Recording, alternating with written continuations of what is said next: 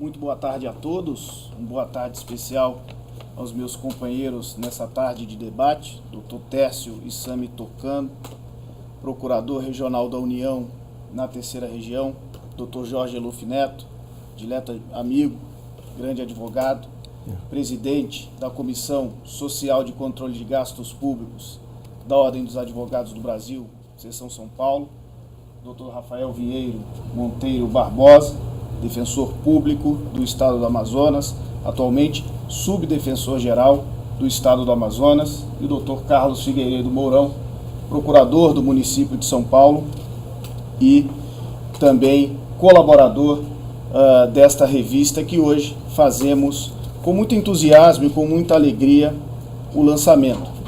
Quando a ESA me chamou para tratar ou para pensar em um tema para uma edição da revista, o que muito me honrou, minha primeira reação, apesar de ser professor de Direito Processual Civil e vivermos um tempo em que o processo civil está muitíssimo na moda, dada a sanção do novo Código de Processo Civil no último dia 16 de março de 2015, a minha primeira reação não foi tratar de um tema processual, foi justamente procurar tratar da advocacia pública, a partir da Advocacia Geral da União, rumando para a advocacia pública, mas em um segundo momento, considerando tratar-se da casa de todos os advogados, tanto advogados públicos quanto privados, eu já pensei em envolver dentro do tema desta revista também a advocacia privada, a nossa entidade co-irmã, e por que não juntarmos também nesta empreitada todas as funções essenciais da justiça. Portanto, a grande ideia deste trabalho foi reunir em um corpo de uma revista única uma reflexão sobre os atuais papéis, as atuais funções das instituições tidas pela Constituição Federal como essenciais à justiça. Advocacia pública, advocacia privada, Ministério Público e Defensoria Pública. Nesse contexto, até para que pudéssemos dialogar com toda a comunidade jurídica, até mais amplamente com a sociedade, a ideia foi debatermos o papel ou os papéis das funções essenciais da justiça no Estado democrático de direito. Portanto, tratamos desde missões institucionais de cada uma destas funções essenciais da justiça e também demos a liberdade aos autores convidados, dentre os quais eu tenho a honra de dividir esta tarde com 4, muitos deles sugeriram ou optaram por abordar exatamente uma das funções, um dos papéis das funções essenciais da justiça, exatamente o combate à corrupção. Como o formato deste debate não permite a participação de todos os autores e como o tempo não nos permite discutir todos os aspectos, missões e funções de cada uma dessas instituições, nós focamos este debate neste tema que é contemporâneo, precisa ser aprofundado, precisa ser conhecido pela sociedade e precisa ser pensado, refletido pelas nossas próprias instituições.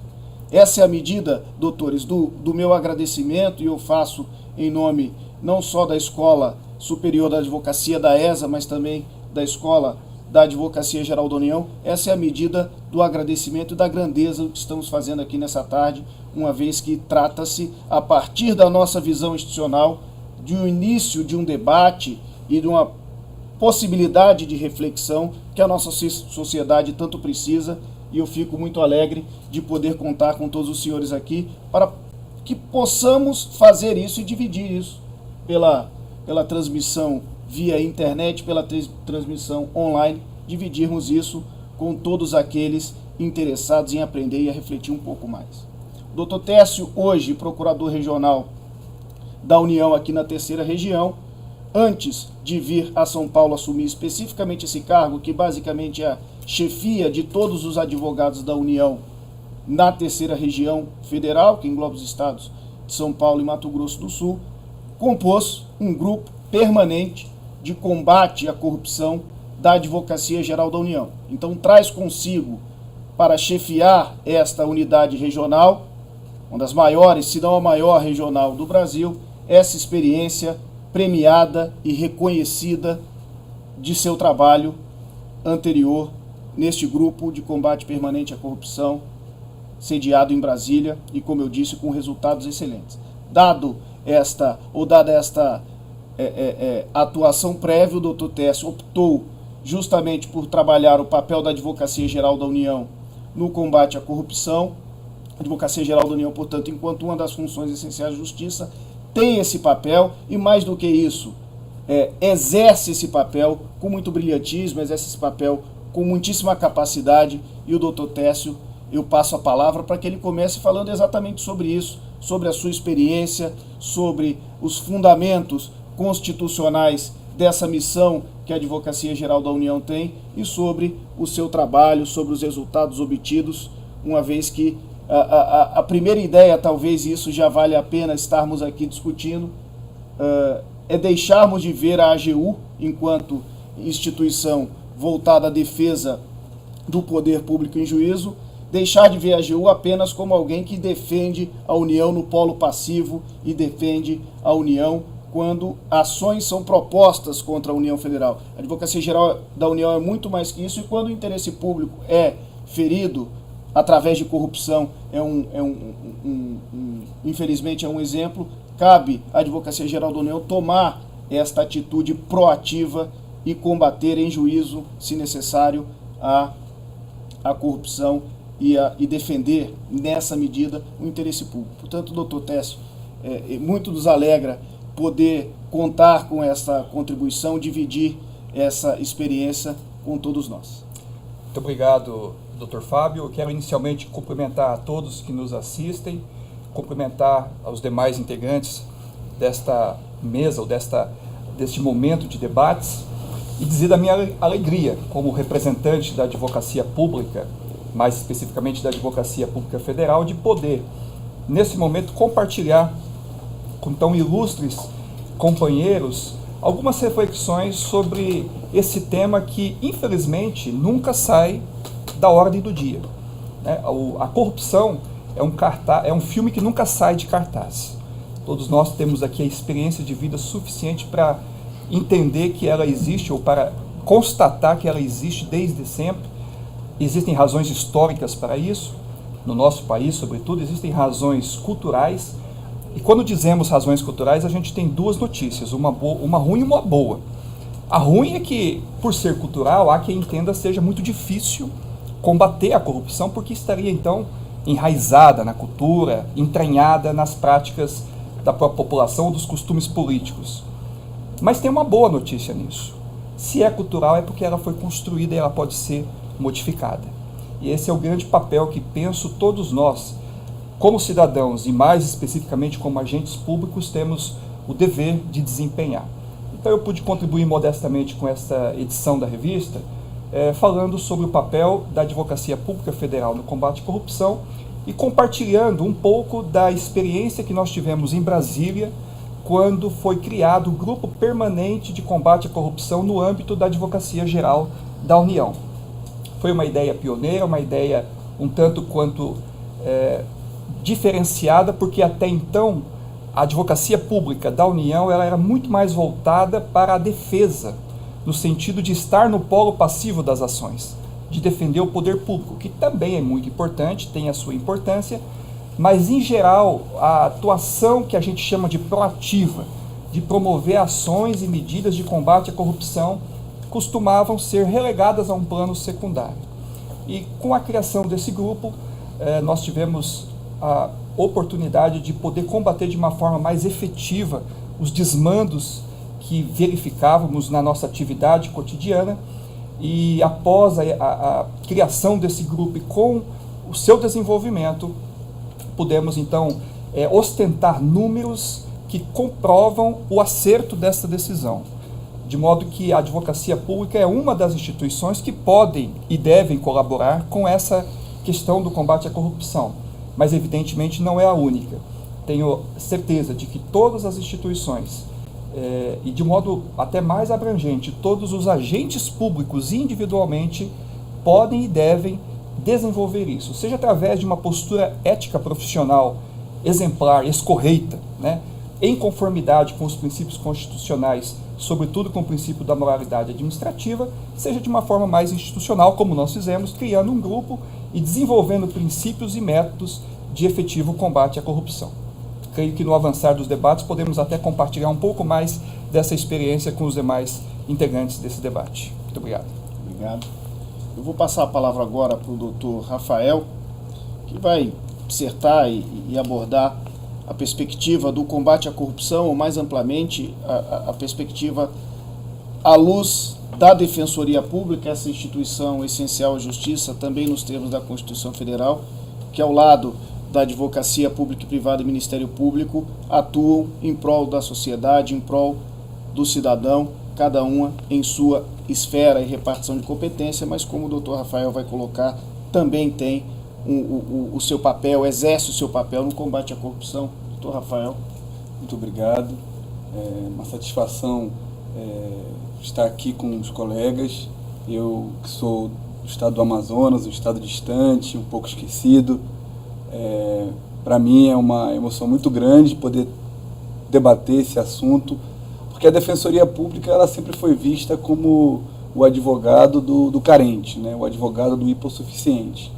E se nós olharmos a Constituição para sua conformação original de 88 e olharmos para ela hoje, vamos perceber que a Defensoria mudou muito.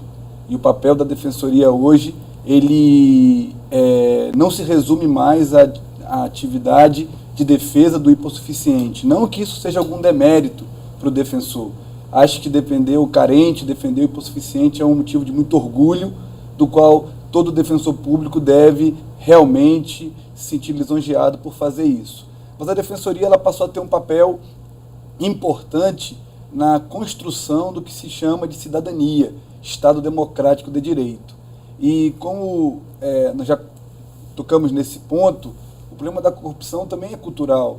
E talvez a falta de cidadania, dessa incorporação da pessoa, como percebendo que ela vive num coletivo, que gere essa tendência a, sempre que estiver num cargo público, se beneficiar, buscar proteger interesses meramente individuais.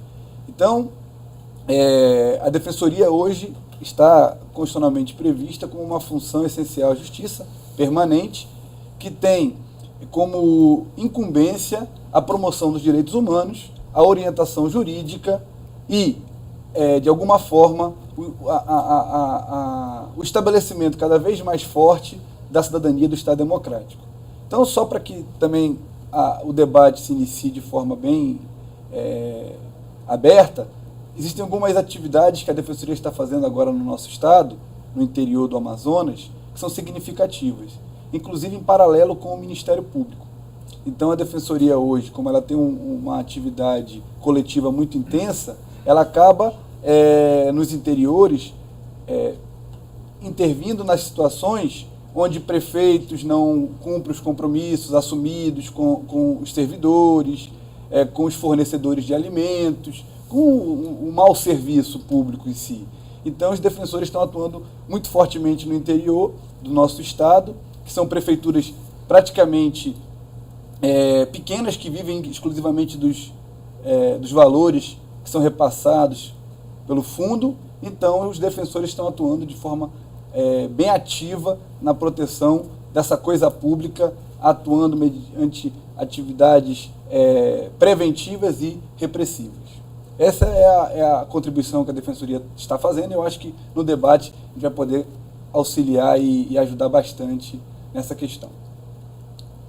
Bom, estamos aqui ainda em uma fase de apresentação, de aquecimento desses debates, mas eu gostaria de passar a palavra ao Dr. Jorge Luffy Neto para, nesse contexto, colocar o papel da Ordem dos Advogados do Brasil, uma das principais, se não a principal entidade não governamental, vamos chamar assim, com uma atuação ampla na sociedade civil, que se ocupou, especialmente a seção de São Paulo, se ocupou de constituir e colocar em funcionamento exatamente uma comissão social de controle de gastos públicos, assumindo para si, a OAB, este papel de colaborar enquanto instituição representativa da sociedade civil, enquanto instituição representativa do cidadão, não apenas do advogado, este papel de fiscalizar os gastos públicos, combater a improbidade administrativa e, última análise, combater a corrupção. Dr. José Eluf, com a palavra. Muito obrigado, professor Fábio, meu ilustre colega e amigo, colega de advocacia pública e amigo de tantas jornadas juntos, né? Eu gostaria de cumprimentar os meus companheiros, meus colegas de debate, os assistentes desse programa, gostaria de cumprimentar a todos, parabenizar a ESA por essa iniciativa, Escola Superior de Advocacia da UAB e a Escola da AGU, também dirigida pelo Dr. Fábio. De fato, Fábio, a Ordem dos Advogados do Brasil, por ocasião das jornadas de junho de 2013, aquelas manifestações populares que nos pegaram a todos de surpresa, ela, sensível a esses reclamos da sociedade, da população, houve por bem criar uma comissão especial, primeiramente no âmbito do Conselho Federal, o seu presidente Marcos Vinícius Furtado Coelho, e depois adotada imediatamente no Conselho Seccional de São Paulo, pelo presidente Marcos da Costa, que é a Comissão de Controle Social dos Gastos Públicos, cuja função é simplesmente de servir de interlocutora com a sociedade civil, com a cidadania, e levar às subseções, principalmente do Estado de São Paulo, os mecanismos existentes na legislação e à disposição dos cidadãos para exercer, de fato, o controle social dos gastos públicos. Nós sabemos que existem os órgãos de controle interno na administração pública, que são as controladorias, as corregedorias, os órgãos de controle externo, que são o Ministério Público, tribunais de contas, e, portanto, nós tínhamos que ter um órgão da sociedade civil. E a Ordem dos Advogados do Brasil é conhecida como a porta-voz da sociedade civil, porque é uma das poucas entidades que tem previsão, inclusive, na Constituição da República. O papel do advogado está previsto na Constituição, no artigo 133, e dos advogados públicos também na Constituição Federal. Portanto, a Ordem dos Advogados do Brasil e a advocacia em geral tem um papel institucional muito importante. Além a par do seu papel corporativo de defesa dos advogados, de defesa principalmente das prerrogativas dos advogados, a Ordem tem um papel institucional, que é de defesa do Estado democrático de direito, defesa da Constituição, defesa da moralidade pública, da probidade administrativa. E é nessa linha que foi criada, instituída, a Comissão de Controle Social dos Gastos Públicos, que tem atuado em parceria, não apenas com esses órgãos institucionalizados, como de controle externo e controle interno. Nós temos feito vários eventos pelo Estado de São Paulo, em parceria com a Corregedoria Geral da Administração, Controladorias Gerais, com o Tribunal de Contas, com o Ministério Público, sempre atraindo grande público no interior, de advogados, estudantes e cidadãos que demonstram grande interesse nesse assunto, que é o combate à corrupção. E eu ouso agora fazer uma pequena ironia com algumas frases que foram ditas recentemente a respeito da corrupção. A nossa presidente disse que a corrupção é uma velha senhora. E o ex-presidente Fernando Henrique disse que a corrupção, na verdade, é um bebê. Eu não concordo com nenhuma das duas definições, porque velha senhora, para mim, pressupõe uma senhora respeitável.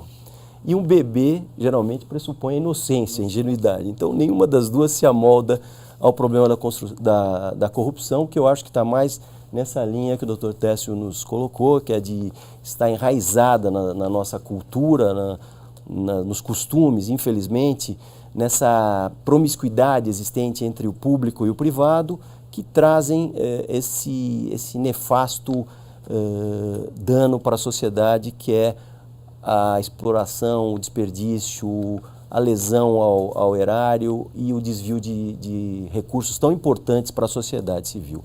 Então, nessa linha que a Ordem vai atuar, tem atuado, e nós estamos aqui justamente para fazer esse papel. Maravilha. O protocolo determina que o doutor Carlos Figueiredo Mourão, na qualidade de comentarista, intervenha ao final da fala, ao final dos 2 tempos de debate. Mas, para dar início aqui ao debate e até para que tenhamos uma apresentação formal, eu vou passar a palavra para o Dr. Carlos Mourão para que ele fale sobre o papel também da advocacia pública, mas dentro de uma outra esfera, que é a advocacia pública municipal, no combate à corrupção, na defesa da probidade e na defesa do patrimônio público. Eu agradeço, Fábio Modernato, pelo convite à Escola Superior de Advocacia da OAB, que exerce um excelente papel nessa questão, né? Quando o Dr. Fábio me convidou até para participar dessa revista digital, fiquei lisonjeado, e o tema que escrevi é sobre a advocacia pública municipal como função essencial da justiça, né? E para enfrentar esse tema, nós precisamos ver qual é a dimensão de justiça que nós estamos falando, né? Porque nós estamos sempre enfrentando uma questão de justiça que parece uma justiça formal, né? Uma justiça que é uma justiça do papel, né? Não é aquela justiça que realmente a sociedade demanda, né? Que o movimento ocorrido em 2013 foi isso, com a revolta geral de toda a sociedade, tendo em vista vários fatos que ocorrem e sempre ocorreram, mas a sociedade de repente resolveu gritar, resolveu dar um basta, né? E a advocacia pública, de uma maneira relevante, né, na condução dessa questão, no controle da questão da corrupção, é fundamental até para prevenção dessa questão de corrupção. Por quê? Nós estamos hoje se deparando com vários escândalos que aparecem nos jornais sobre a questão de desvio de dinheiro público. Isso não é de hoje, isso vem acontecendo ao longo dos anos. Isso mostra um pouco que a advocacia pública municipal ainda não tem aquela autonomia e aquela força para fazer com que isso não ocorra. Por quê? A advocacia pública, de uma maneira geral, a da União, do Estado e a dos municípios, tem que agir preventivamente a esses desmandos, a esses desvios. E muitas das vezes passam por cima da advocacia pública os administradores. Imagina, essa semana passada, ocorreu um fato trágico que foi o assassinato de um procurador do município, lá numa cidade do Paraná, né? Porque ele descobriu que o prefeito estava desviando dinheiro. Para você ver a dificuldade que você tem com relação ao enfrentamento dessa questão, principalmente nos municípios de pequeno porte, onde a advocacia pública municipal ou não existe, ou é muito enfraquecida. Então, essa discussão sobre uma função essencial da justiça, da advocacia pública municipal, é um tema que a gente tem que enfrentar, tem que desenvolver, tem que ampliar.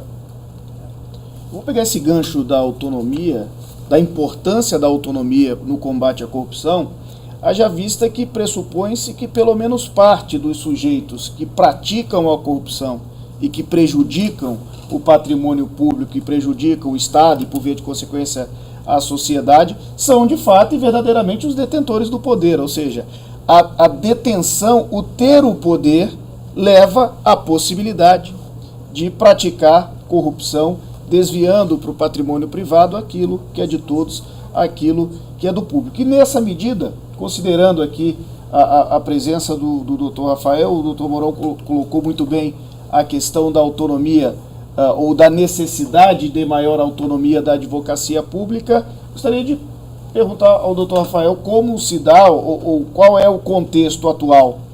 Para todos aqueles que estão assistindo, eu pediria até que fizesse um arcabouço, uma descrição do arcabouço jurídico, mas eu gostaria também de saber como funciona na prática a autonomia, notadamente da Defensoria Pública do Estado do Amazonas. Obviamente o Dr. Rafael tem melhor condições de falar, mas como membro ativo da comunidade de defensores públicos e participante que é, inclusive, de bancas de exame e, portanto, convive com defensores públicos de outros estados, inclusive da União, gostaria de perguntar como a questão, para aqueles que nos ouvem agora, é tratada do ponto de vista constitucional e como essa questão é vista ou é praticada no dia a dia da atuação do defensor público. Muito bem. Em primeiro lugar, eu vou dar um alô especial para o Defensor Público Geral de São Paulo, Rafael Vernaschi, meu amigo. Então, Rafael, um abraço. Sei que você desempenharia o papel de representante da Defensoria Pública do Brasil muito melhor do que eu, mas deve estar, com toda certeza, trabalhando aí na defesa dos carentes, dos necessitados. Então eu tenho certeza de que a posição que ele ocupa hoje e onde ele está agora está contribuindo para a nossa Defensoria. Antes de entrar efetivamente no problema da autonomia, eu gostaria de colocar um ponto importante ligado ao que o Mourão falou, que está relacionado à falta que também pressupõe a autonomia, mas acontece muito nos interiores do Estado, onde não há uma prefeitura forte. Então, como a prefeitura não é forte, não há procurador. Então, o procurador é alguém que o prefeito indica. E aí, obviamente, que a corrupção, eventualmente imaginada e pensada por esse prefeito, esse agente público, ela fica mais facilitada. Porque ele vai ter ali um profissional que vai seguir, vai automaticamente fazer aquilo que ele quer, né? Vai seguir os desígnios e os desmandos desse agente público. Então é óbvio que fica enfraquecida a proteção democrática e contra a corrupção quando se tem esse nível de relacionamento, de interligação. Se fosse um procurador concursado, efetivo, talvez o cuidado com a coisa pública fosse maior. Em segundo ponto, falar um pouco sobre a autonomia da Defensoria é muito interessante, porque a Defensoria do Amazonas ela vive esse momento agora. Apesar de estar na Constituição a previsão da autonomia da Defensoria Pública há muito tempo, agora é que ela está sendo implementada. E, sem dúvida nenhuma, é um fator de liberdade de atuação muito grande. Então, a Defensoria hoje ela move praticamente 90% das ações contra o Estado. Então, como é que a Defensoria poderia atuar, poderia combater esse tipo de conduta que foge um pouco dos princípios da administração pública, se ela não tivesse a autonomia necessária? Então, eu acho que a autonomia realmente fortalece muito o Estado democrático, fortalece muito a cidadania e enfraquece muito a liberdade de ação do agente público vocacionado à corrupção. Eu vou trazer de volta sobre esse aspecto o doutor Técio, que pode falar, ou pode dar o seu depoimento, até porque trabalhou com isso na cidade de Brasília, ou seja, no centro do poder nacional, do centro do poder federal, no grupo proativo da Advocacia Geral da União de combate à corrupção. Em algum momento se desenvolveu essa necessidade de maior autonomia, ou nesse contexto a autonomia da Advocacia Geral da União foi respeitada? Parece que o doutor Eu quero fazer um aditamento então aqui, eu já aproveitando. Deixo à vontade. Justamente esse aspecto que é um dilema existencial da advocacia pública, de ser advogado do governante ou advogado do Estado, em sentido lato sensu.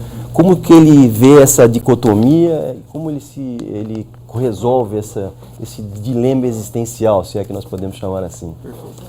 Antes de falar da autonomia, eu gostaria só de realçar aquilo que o Dr. Mourão trouxe, que é fundamental, o papel preventivo, né? O combate preventivo à corrupção. Porque eu penso que nós já temos, pelo menos do ponto de vista quantitativo, órgãos suficientes, em termos de número, que fazem a repressão. Temos o Ministério Público, o grupo que eu integrei também é um exemplo disso. Ele entra depois que depois que o cadeado já foi arrombado, né? Então entra com as ações. A Defensoria tem um papel também de ajuizamento de ações, também nesse sentido.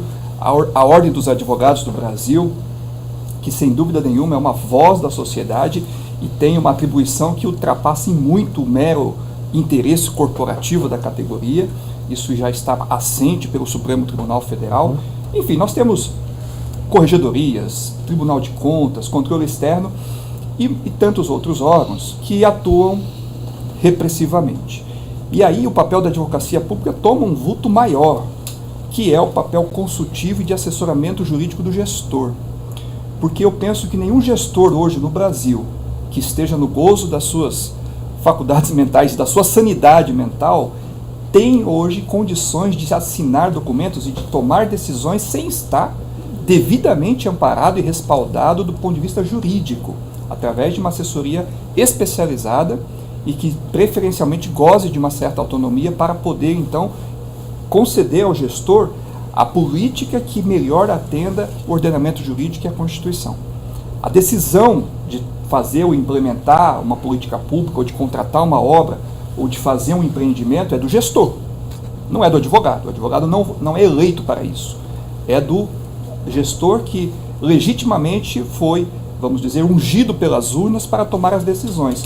Mas as suas decisões precisam passar antes pelo crivo daquele que tem a especialização técnico-jurídica para poder fazer essa política pública conformada com a ordem constitucional vigente.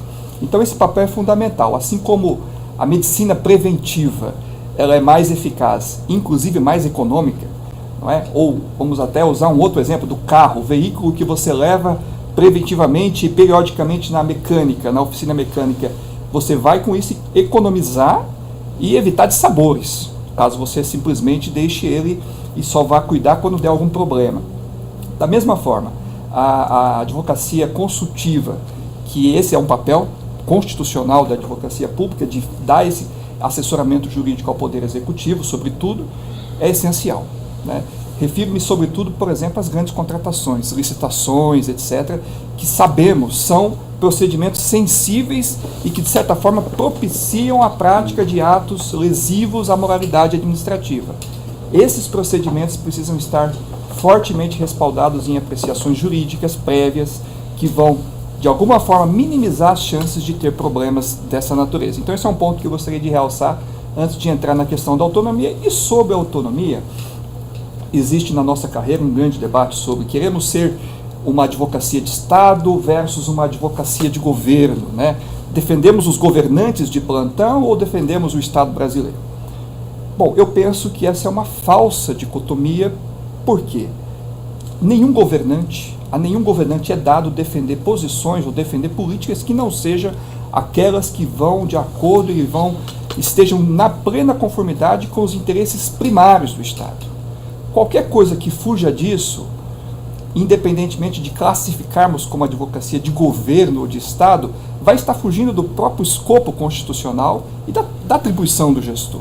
Então, a princípio e a priori, eu digo que toda e qualquer política que seja engendrada pelo poder constitucional e legitimamente eleito para isso, né, a presidente da República está lá porque foi eleita e ela tem total legitimidade de implantar essas políticas, os ministros de Estado, que são também escolhidos dentro de um sistema que é o sistema atual, são delegatários também, portanto eles também de forma indireta possuem a legitimação popular para implantar essas políticas. Todos eles necessitam estar não só amparados por uma advocacia pública forte, mas seus atos, os seus gestos, as suas decisões precisam estar de acordo com os interesses primários do Estado. Por isso que eu entendo que não é uma dicotomia, é uma falsa dicotomia. Mas eu também não posso fechar os olhos para a realidade que a gente vê por aí. O Dr. Mourão é um procurador de município. No Brasil nós temos mais de 5 mil municípios. A minha experiência é de advocacia da União. E já respondendo à pergunta do Fábio, no meu exercício durante quase 3 anos como coordenador geral de defesa à probidade, posso dizer que jamais sofri qualquer tipo de pressão ou interferência contra ou a favor de qualquer tipo de interesse no meu exercício. E nós atuávamos ali com todas as demandas envolvendo probidade administrativa de interesse da União. Atuávamos no juízo perante o STJ e também coordenávamos nacionalmente esse grupo que foi criado justamente para combater a corrupção. Mas eu sei que a realidade desses municípios talvez não seja essa. No microcosmos, numa cidade menor, onde o prefeito tem uma ascendência não apenas legitimada nas urnas, mas talvez econômica, talvez política, e é possível, né, eu não posso fechar os olhos a uma realidade que talvez as procuradorias municipais sofram esse tipo de pressão, e o próprio Dr. Mourão acabou de nos informar um lamentável episódio envolvendo a morte de um procurador municipal. Então, nós não desconhecemos isso, mas entendo que esse é um problema que tem que ser enfrentado com o avanço e o fortalecimento de todas as instituições.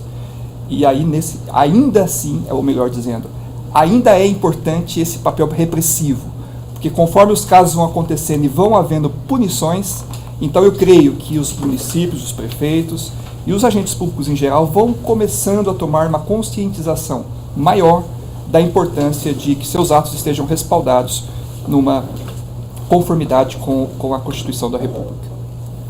Eu acho, dessa fala do Dr. Técio especificamente, eu acho que ficaram várias observações importantes que inclusive teremos que debater após o intervalo, na medida em que já estamos nos aproximando da metade desse debate. Mas eu só queria chamar a atenção, já que este debate, além de tudo, é para chamar a atenção para a própria revista que aqui está sendo lançada, a respeito do artigo do Dr. Adriano Carrijo, que é o consultor jurídico da União aqui em São Paulo, portanto, chefe do setor responsável por prestar toda a consultoria e assessoramento jurídico a todas as autoridades e órgãos públicos federais da administração direta da União Federal em todo o estado de São Paulo. O doutor Adriano, ele aborda em seu texto, infelizmente ele não pôde estar aqui conosco, mas ele aborda em seu texto exatamente o papel do advogado público consultor, que não é apenas o papel de dizer não, apesar do negar, do não permitir, pura e simplesmente,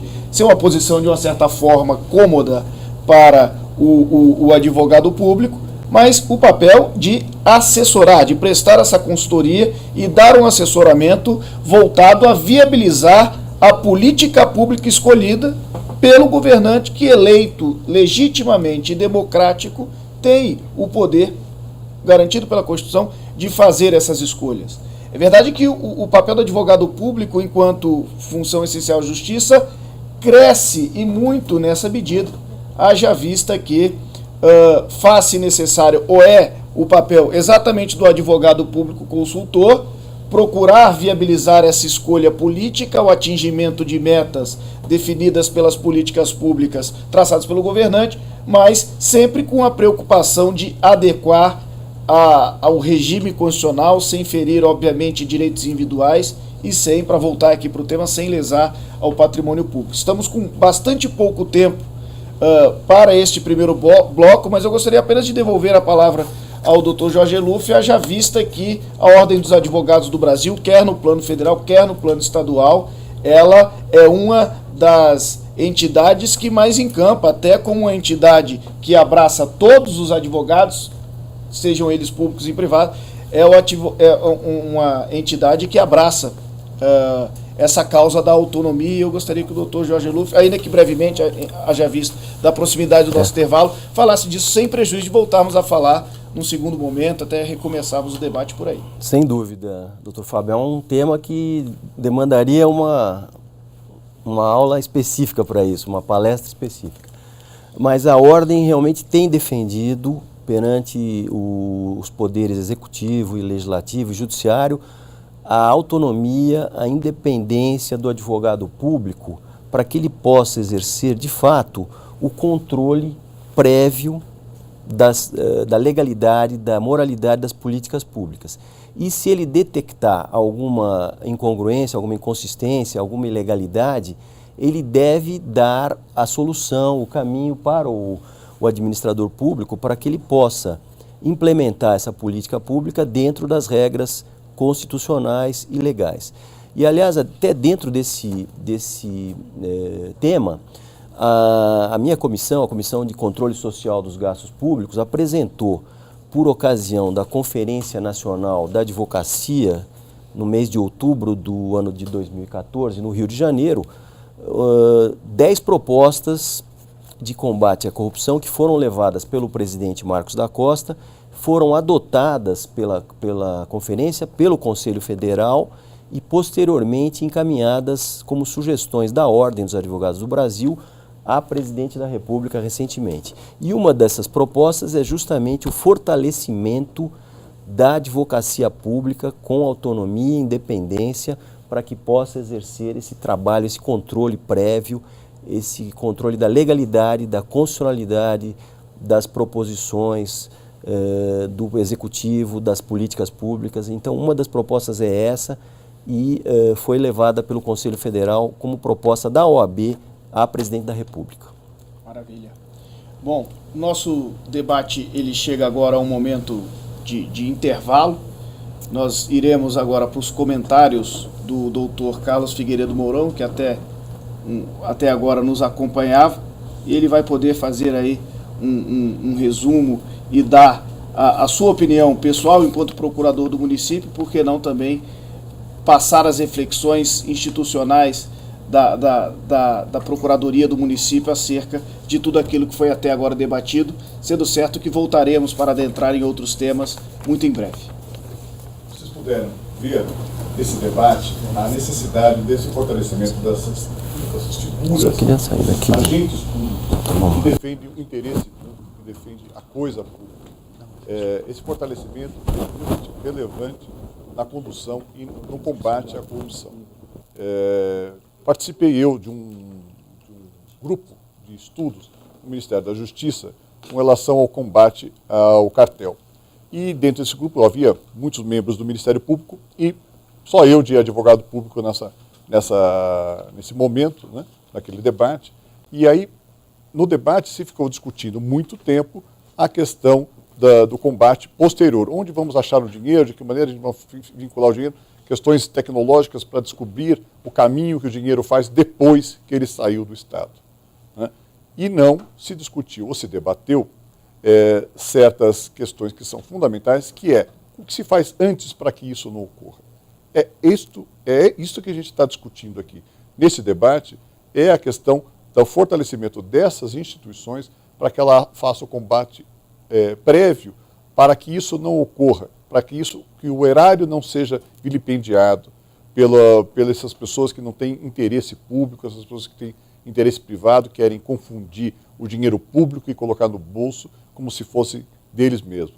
Esse fortalecimento, esse ponto de reflexão que nós estamos aqui discutindo, debatendo e trazendo ao debate aqui na Escola Superior da Advocacia da OAB de São Paulo, para debatermos e discutirmos sobre qual o papel das funções essenciais da Justiça no combate à corrupção, quais são os principais papéis das funções essenciais do combate à corrupção. Porque a Advocacia Pública, o Ministério Público, a Defensoria, como função essencial, tem que estar fortalecido, independente, autônomo, para que a corrupção tenha um fim nesse país. O combate à corrupção é bom para todo mundo, não só para as entidades que fazem esse papel, mas também para o contribuinte, para o administrado, para as pessoas, para os cidadãos, para as pessoas que vivem nesse país. Mais uma vez, boa tarde, é um prazer retornarmos. Eu gostaria de retomar o debate a partir de algo que ficou dito na última intervenção do Dr. Técio, que parece que merece uma reflexão. Confesso, inclusive, que foi objeto de minhas reflexões quando da produção do texto, um dos textos que integra a revista, que justamente é a concepção de interesse público que deve ser buscado pelas funções essenciais da justiça. E nós crescemos, da nossa tradição, ou pelo menos de grande parte da nossa doutrina, com a possibilidade de divisão, de dicotomia do interesse público, que vai dividir o interesse público primário e interesse público secundário, sendo este interesse público secundário aquele interesse meramente econômico ou financeiro do Estado. E uma coisa que me incomodou muito no início dos meus estudos, ainda pretendendo ingressar na Advocacia Geral da União, foi justamente uma concepção que eu percebi, que eu li e que me incomodou, no sentido de que o interesse público primário é buscado por algumas instituições, como, por exemplo, o Ministério Público, ao passo que o papel da Advocacia Pública ou da Advocacia Geral da União é a busca apenas e tão somente pelo interesse público secundário.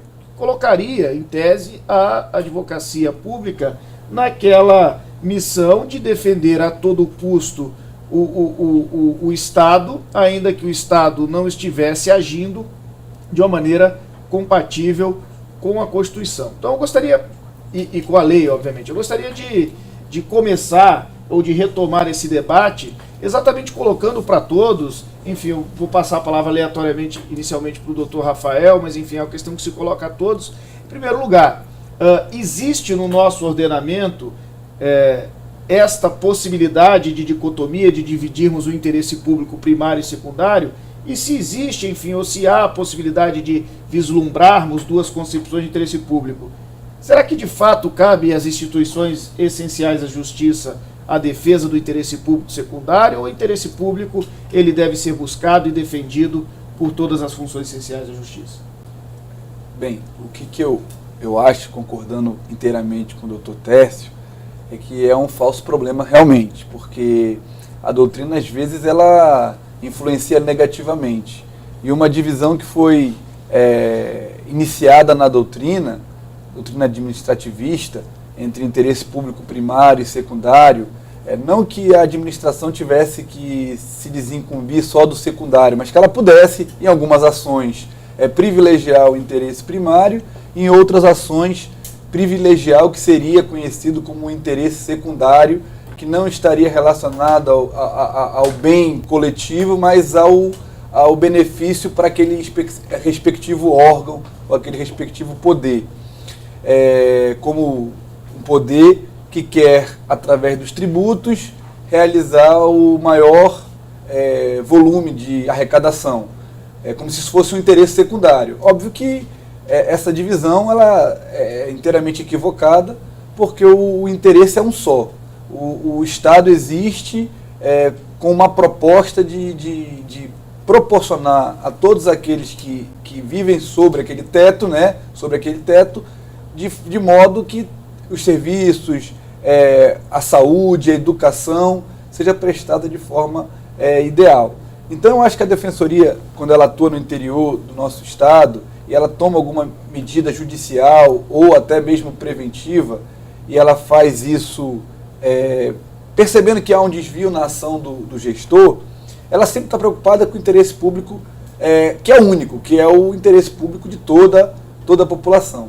Então essa dicotomia realmente eu acho que não se justifica, concordo inteiramente com o Dr. Tércio. Eu acho que é importante que esse debate comece a desmistificar, senão dentro da AGU, dentro da Procuradoria do Município, dentro da Defensoria e da própria advocacia pública e privada, mas também para toda a coletividade, de que, na verdade, o gestor ele tem que perseguir só o interesse público único que a Constituição prega, que está lá, na maioria dos artigos, muito claro qual é esse interesse. Se me permitem, é natural que haja divergências, isso faz parte do Estado democrático de direito. Então, para concretizar isso que foi acabado de falar, existe um interesse maior que é o direito à saúde. Exemplo, um interesse fundamental, um direito fundamental que está inscrito na Constituição. Existe um programa, entre tantos outros, que a gente pode escolher aqui, por exemplo, o programa Mais Médicos, que é um programa governamental, realizado por quem tem a legitimidade para fazê-lo. E quando esse programa foi lançado, ele foi objeto, e até hoje, de diversos questionamentos, inclusive judiciais, e eu, como integrante da Advocacia Geral da União, tive que defendê-lo, evidentemente, na medida em que ele estava em conformidade com a Constituição, mas as interpretações podem ser divergentes. Isso faz parte do debate, isso faz parte de um Estado democrático de direito. Então, concretamente nesse exemplo, a totalidade dos conselhos regionais de medicina se puseram contra esse programa. E isso, eu não posso entender que eles estejam contra o país, não é isso. Isso faz parte e é para isso que nós temos um poder judiciário que vai democraticamente e legitimamente arbitrar as posições. Então há ações civis públicas, há diversos mandados de segurança, mas o papel da advocacia pública, isso não torna ele menor, isso não torna ele defensor de um programa meramente governamental. A relação, como bem colocado, não é uma relação de oposição. Talvez seja de meio. Existe um objetivo maior e um meio para se alcançar esse objetivo.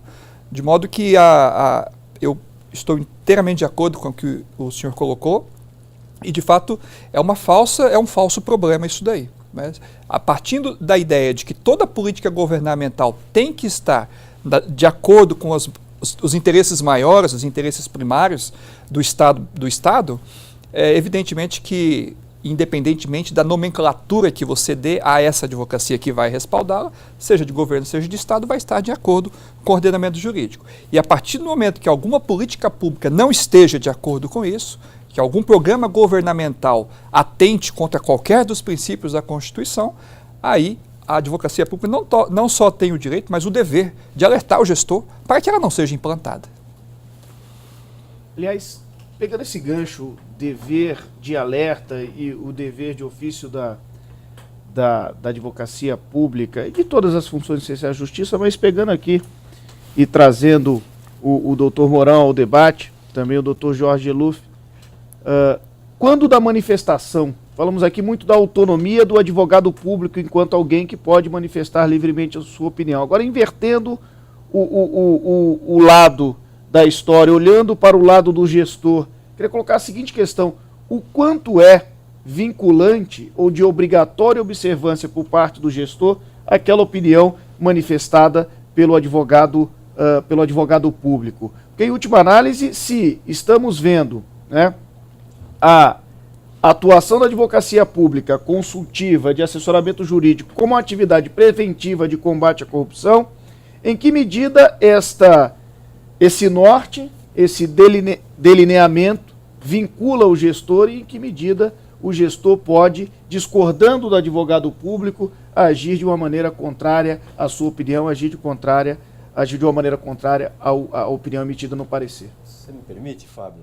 Eu acho que hoje em dia, com essa profusão de ações civis públicas, de ações de improbidade administrativa propostas pelo Ministério Público, eu diria que um administrador de juízo deve encarar aquele parecer como vinculante e não como meramente discricionário, não é? Porque mesmo sendo ele seguindo muitas vezes o parecer do advogado público, ele mesmo assim está sujeito a uma ação de improbidade administrativa, como nós temos visto aí a milhares, a ponto de... outro dia eu encontrei num evento no Tribunal de Contas do Estado, fomos fazer uma visita protocolar lá com o presidente da OAB, com o Marcos da Costa, encontramos o presidente do tribunal, ele falou: acabei de receber 3 prefeitos aqui do interior, citou as cidades, né, que eu não vou dizer, falou: eles estão dispostos a entregar as chaves da prefeitura para o Ministério Público local, porque eles não conseguem mais. Mas eu defendo a posição do Ministério Público como defensor da sociedade, dos direitos indisponíveis. Mas até para responder a sua indagação, eu acho que hoje, a posição do administrador, embora ele possa, em tese, escolher um outro caminho, eu acho que o administrador de juízo ele deve seguir o parecer como se fosse vinculante mesmo. Acho que tem 2 fatores importantes nessa questão. Tem um fator doutrinário, vamos dizer assim, constitucional, legal, né, que só pode falar o que é legal o advogado. Né? Esse é um pressuposto. Ninguém, mas um médico não pode falar, um dentista não pode falar aquilo que é legal ou aquilo que é ilegal. É uma função essencial do próprio advogado. Na administração pública, você só pode entrar, né, mediante concurso público. Então, só o advogado público, né, dentro da administração, pode falar o que é legal e o que é ilegal.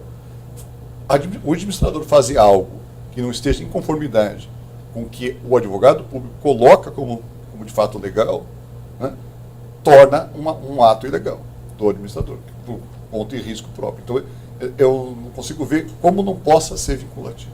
Né? Tem que ser vinculante com a administração pública. Claro, não é um impedimento da administração, como bem colocou o doutor Tessio. Há uma eleição que escolhe um representante da sociedade para administrar uma prefeitura, um estado, a União, né? E nós temos que ir ao encontro dessas pretensões da própria sociedade. Mas o administrador tem que ficar atento a seguir essa questão da legalidade, sob pena de perdermos o controle, né? Perdemos os desmandos, né, contrários à Constituição. Doutor Fábio, aí tem uma opinião que pode até suscitar levar o debate para um outro caminho.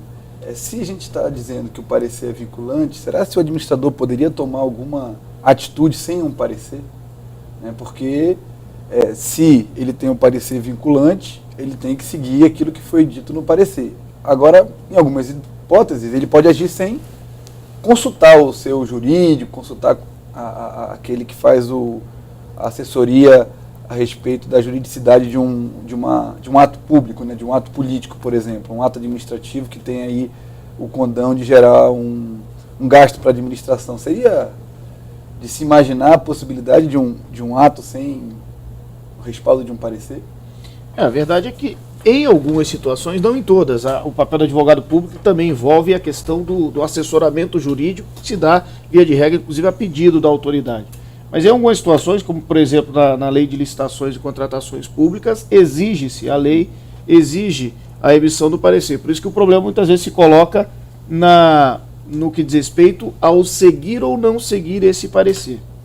E me parece que estamos encaminhando, se não por uma questão estritamente jurídica, mas por uma questão até de ordem prática, até de segurança jurídica do próprio gestor, parece que estamos encaminhando no sentido de que a opinião do advogado público, ela manifestada, formalizada no parecer, ela, se não é vinculante, ela é muito próxima, ou tem uma autoridade e força muito próxima disso. O que nos leva a uma outra questão que talvez quem esteja nos assistindo tenha despertado, qual seja a responsabilidade do advogado pela emissão do seu parecer, ou mais amplamente do integrante da função essencial à justiça, no que diz respeito à sua opinião, que eventualmente, ou a partir de uma segunda perspectiva de análise a posteriori, possa aparecer para outra lesiva ou integrante aí de uma conduta antijurídica. O doutor Jorge Eluf, ele já se manifestou. Eu tenho uma experiência próxima, por estar na Ordem dos Advogados do Brasil, em que nós recebemos, inclusive na Comissão de Advocacia Pública, da qual fui presidente, e o Dr. Fábio é membro hoje, o Dr. Carlos Mourão é o membro, vice-presidente, né, da comissão. Nós temos recebido muitos pedidos de assistência judiciária aos advogados públicos, principalmente dos pequenos municípios, que se veem acionados juntamente com o administrador. Quer dizer, eles emitem um parecer jurídico, que é meramente opinativo, mas aqui vai entrar a questão de ser vinculante ou não. E, não raro, são acionados conjuntamente com o prefeito, por improbidade administrativa ou por qualquer outro motivo.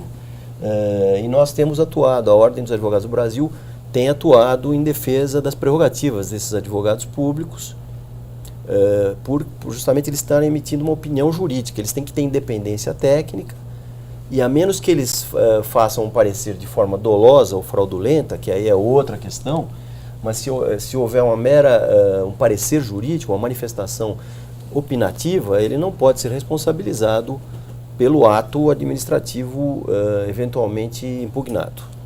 Perfeito. Minha opinião. Técio? Exatamente isso, né? O grande problema é que existem situações que não se colocam como claramente legais ou claramente ilegais. É uma zona, uma espécie de zona cinzenta, em que a interpretação permite você concluir por um lado ou por um outro. E eu acho que o grande papel da advocacia pública é exatamente permitir que o gestor tenha condições de implantar aquela política que foi aprovada pelo eleitor de acordo com a Constituição. Então, a tarefa dele, como o Fábio já disse anteriormente, não é dizer não. Dizer não é uma postura cômoda, mas ele tem que buscar, no próprio ordenamento jurídico, as situações que permitam e que deem segurança jurídica ao gestor para implantar aquela política, porque é uma política que a população necessita, e foi por isso que ela votou e elegeu aquele governante. Aliás, é importante dizer que nós não podemos cair no risco ou nesse perigo de criminalizar a gestão ou criminalizar a política, porque o sistema que nós temos é esse. A polis é governada por aqueles e quem nós elegemos. Nós temos um sistema constitucional que essa eleição se dá através de partidos políticos, etc. e tal. Então nós não podemos cair no risco, que é um erro, de simplesmente achar que todos os políticos são corruptos ou algo nesse sentido, porque são eles que nos governam, mais do que isso. Eles são tirados da sociedade, eles não caem de outro planeta, são tirados de todos nós. De modo que é importante a população saber que a política tem que ser preservada, ela tem que ser valorizada, não os maus políticos, esses têm que ser expurgados, mas a política em si é a arte de bem dirigir a cidade. E talvez a pior coisa que exista para a população é um governante medroso. Porque aí ele não vai ter a coragem de fazer aquilo que a população reclama. E esses milhões que vão para as ruas, que foram lá em junho de 2013, em última instância eles querem melhores hospitais, uma melhor saúde, uma melhor escola, creches para os seus filhos, são todas políticas públicas que são urgentes no nosso país. É uma necessidade e para isso o governante não pode ter medo. Daí o papel da advocacia pública de oferecer essa segurança jurídica, né? Existe até uma coisa caricata, né? Uma imagem que eu ouvi recentemente daquele gestor, né, que tem aí uma função pública, está saindo da sua casa de manhã para ir trabalhar, ele é um burocrata, acorda de manhã, toma o seu café e vai se despedir da sua esposa, né, dá-lhe um beijo nela e ela diz para ele: lembre-se, meu amor, não assine nada. Então ele já sai prevenido e com medo, né? E isso talvez seja uma coisa extremamente prejudicial para o conjunto da sociedade. Então o papel da advocacia pública é essencial em oferecer segurança jurídica para que o gestor possa exercer esse papel sem medo. Ainda assim, como o senhor bem disse, é possível que haja questionamentos. Mesmo com um parecer, é possível que haja questionamentos em juízo por conta da diversidade de interpretações que é permitido se ter. E para isso existe o Poder Judiciário para arbitrar e para definir as situações. Pegando esse gancho aí na situação de agir com medo ou não agir com medo para que possa exercer plenamente suas funções, existe também essa questão da segurança jurídica. Então eu gostaria de ouvir do Dr. Rafael como funciona no âmbito da Defensoria Pública, em que medida está sendo discutido ou, enfim, pacificado a questão da responsabilidade do defensor público no exercício das suas funções.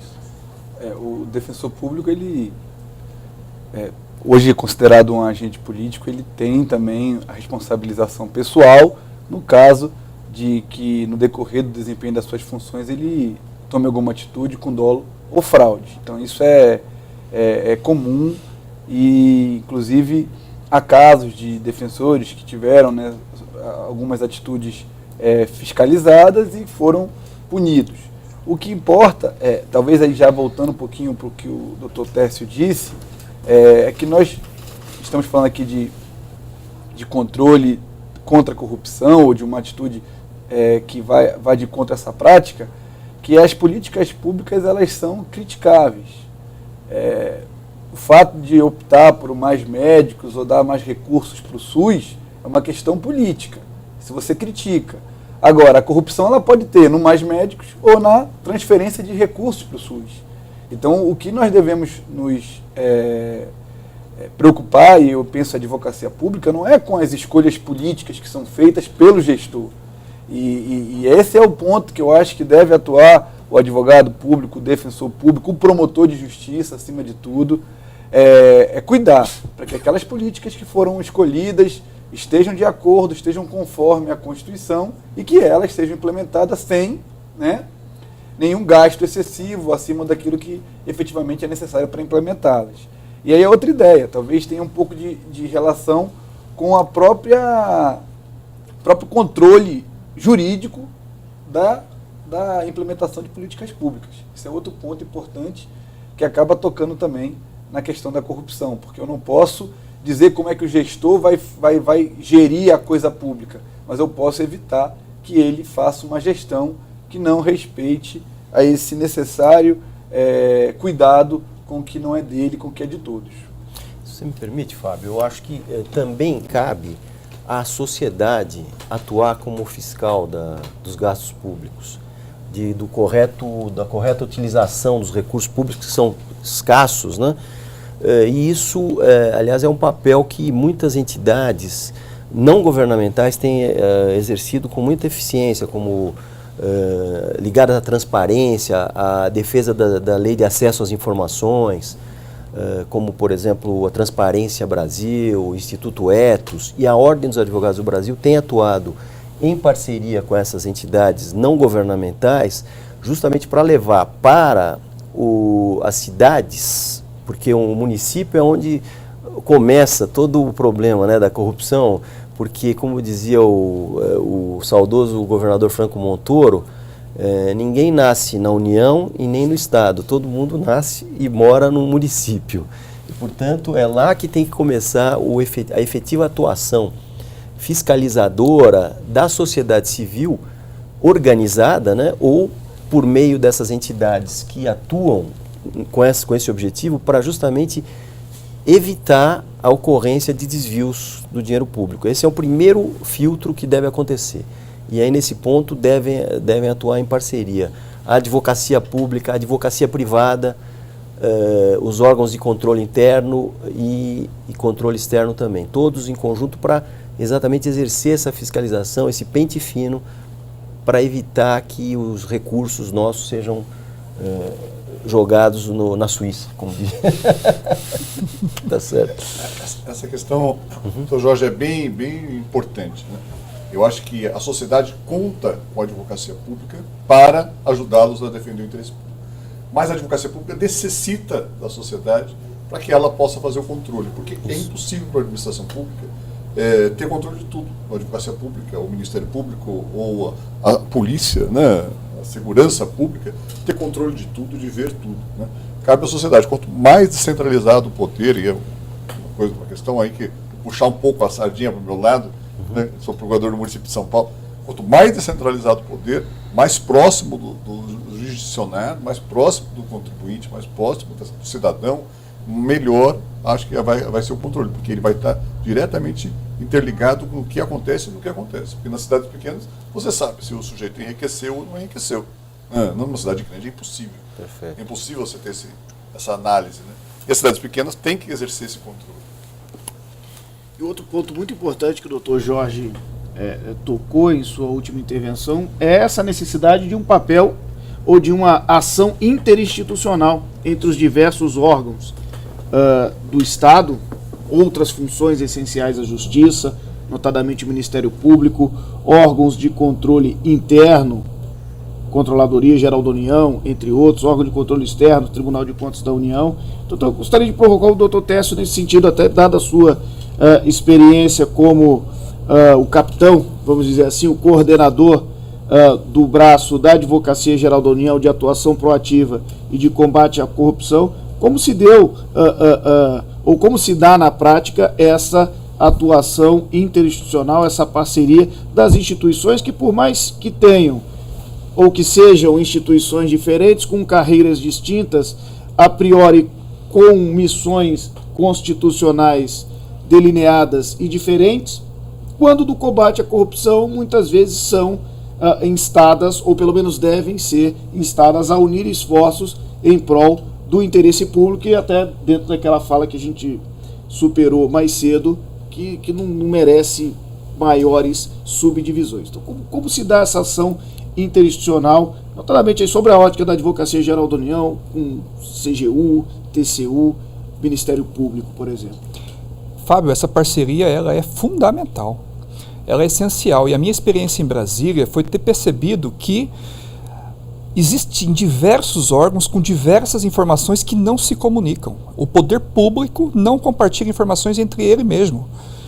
Informações que eu digo que não são sigilosas ou coisas nesse sentido, e se forem, o Poder Judiciário poderá arbitrar a quebra de sigilo nos termos legais. Mas existem, às vezes, até sobreposição de esforços por conta, muitas vezes, de uma certa, vaidade institucional, né? Mas eu posso dizer que, desde quando esse grupo foi criado no âmbito da AGU, as parcerias têm se dado num nível altíssimo, de um alto relacionamento institucional com todos os órgãos federais, especialmente Controladoria Geral da União, Polícia Federal, né? Existe hoje um normativo no âmbito da Polícia Federal, baixado pela sua corregedoria, prevendo o seguinte: toda vez que houver um inquérito policial em que o delegado vislumbrar ali uma possível violação aos interesses econômicos da União, seja, leia-se, um desvio de dinheiro público de interesse da União, ele está autorizado a tirar cópia daquele inquérito e encaminhar para a Advocacia Geral da União para que ela promova a tutela do eventual ressarcimento desses recursos. Isso lá atrás, na fase de inquérito ainda. Então essa parceria é essencial. Primeiro, por quê? Por conta dessas informações que precisam ser compartilhadas nos termos da lei. Segundo, nenhuma instituição sozinha vai salvar o país. Nenhuma.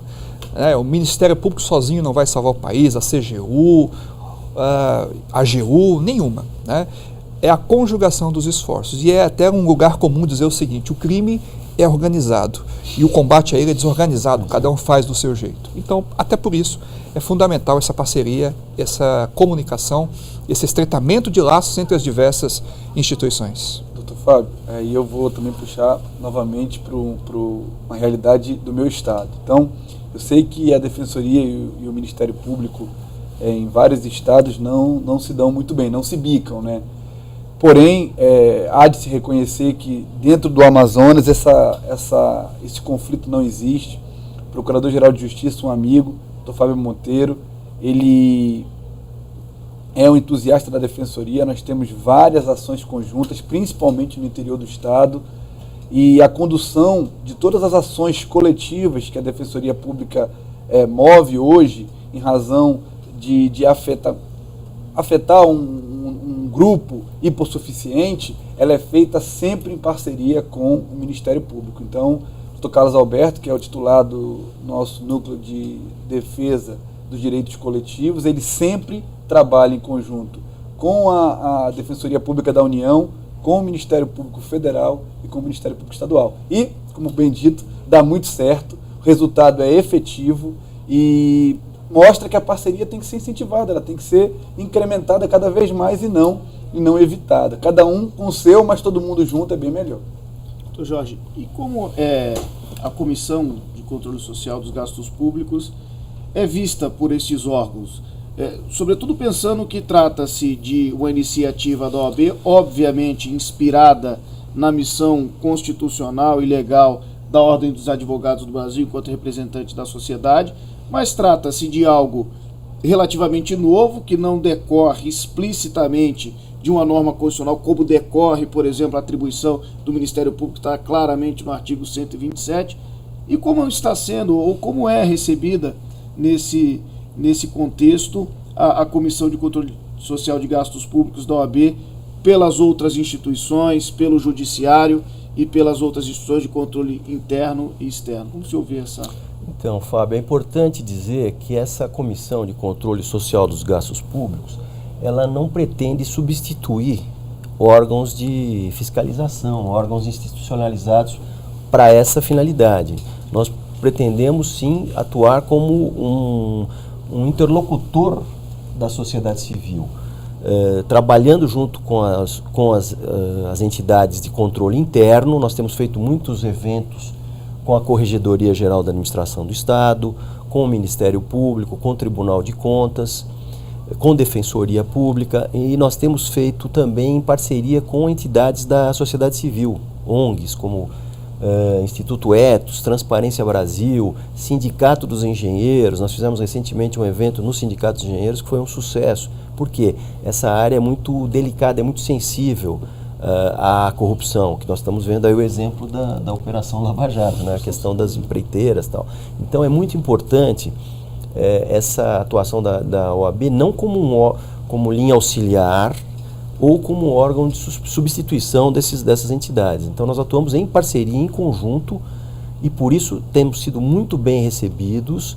As nossas propostas, nós encaminhamos propostas já, por exemplo, uma das primeiras propostas que nós encaminhamos foi ao governo do Estado, no sentido de tornar mais transparentes as licitações, ou seja, tornar obrigatória a publicação online e no tempo mais próximo da realidade de todos os atos dos procedimentos licitatórios e publicar também online à disposição do público o resultado da licitação, as propostas vencedoras e as propostas que perderam. A sociedade precisa ter esse acesso a essas informações para saber como está sendo gasto o dinheiro público. Nós apresentamos essa proposta de decreto, ainda não foi implementado pelo governo do estado. Nós vamos encaminhar também ao prefeito do município, e temos propostas de combate à corrupção encaminhadas por meio da OAB, Conselho Federal, à Presidência da República. Algumas delas foram adotadas nesse pacote recentemente anunciado, pelo menos 3 que nós apresentamos foram adotadas pela Presidência da República. Então Nosso papel é exatamente esse, de facilitar à sociedade civil o conhecimento dos mecanismos existentes para que eles possam exercer diretamente a fiscalização, o monitoramento dos gastos públicos. Maravilha. Nós já estamos nos encaminhando para o final e me parece que de tudo que foi dito até aqui, parece bastante claro que entre as instituições, não obstante a partir da norma constitucional elas serem ou possuírem missões diversas, no fundo, na medida em que essas missões convergem para o interesse público, fala comum a todos aqueles que participaram das diversas instituições a necessidade, a utilidade e até a necessidade de união de esforços na medida em que, em última análise, todos buscam o bem-estar da sociedade, todos buscam o combate à corrupção, para voltar aqui ao tema central do nosso debate. Mas eu creio que aqueles que estão nos assistindo agora devem estar pensando, puxa vida, mas em relação de efeitos práticos, é lógico que a gente aqui nessa conversa informal não vamos trazer planilha, não vamos trazer números, não vamos trazer estatísticas, mas eu gostaria de provocar os colegas, enfim, a ordem é de livre escolha, mas a título de exemplos, parece que o doutor Jorge já colocou exemplos do ponto de vista de conscientização, de debate, de discussão com órgãos da sociedade civil, de propostas, encaminhamento de propostas legislativas no âmbito estadual, federal, municipal, mas também há a necessidade, e infelizmente, por mais que a atividade preventiva e por mais que a atividade de fiscalização ela seja efetiva e promovida com efetividade pelas funções essenciais da justiça, infelizmente a gente sabe que os atos de corrupção, as provas estão aí, os fatos estão aí para provar. As atividades de corrupção, elas ainda ocorrem. Eu gostaria de provocar e considerando, mais uma vez, sem querer abusar a experiência do Dr. Tess, provocar e trazer para aqueles que estão nos assistindo exemplos efetivos de combate ou de ações de combate à corrupção, como a Advocacia Geral da União, por exemplo, atuou não só no combate, mas como na recuperação do patrimônio público atingido pela corrupção. Pois não, eu gostaria até de utilizar um exemplo que foi muito difundido na imprensa, que envolveu a construção do prédio da Justiça do Trabalho aqui em São Paulo, o prédio do Tribunal Regional do Trabalho, que funciona a Justiça do Trabalho de primeira instância, na Barra Funda, e que, de acordo com as investigações, em valores históricos, teriam sido desviados dali 169 milhões de reais. Pois bem, houve uma condenação do Tribunal de Contas da União. Então, para esclarecer melhor aos nossos telespectadores, aqueles que nos assistem, o Tribunal de Contas da União julga todas as contas públicas e, nesse caso específico, condenou diversas pessoas físicas e jurídicas ao ressarcimento desse valor de 169 milhões. E esse processo, após uma tentativa de cobrança amigável, que 99% das vezes não dá certo, é encaminhado para a Advocacia Pública, para a Advocacia Geral da União, promover a cobrança em juízo. E esse é um dos casos que, antes da criação do nosso grupo permanente de atuação proativa, acabava sendo relegado a uma função, a uma importância menor, por várias razões. O advogado que é premido pelo prazo, ele vai priorizar o prazo de responder e não o de entrar com uma ação. Não havendo risco de prescrição, é assim que funciona. E além disso, de um modo geral, essas ações elas chegam para a advocacia pública no momento em que é muito difícil ter efetividade, porque leva um tempo até isso chegar para a cobrança executiva, judicial, e nesse interregno o mais comum é que não haja mais patrimônio a ser objeto de uma penhora ou de uma execução. Então isso costumava ser relegado a um plano secundário. Porém, e aí entra a importância do talento individual, do compromisso individual de cada agente público.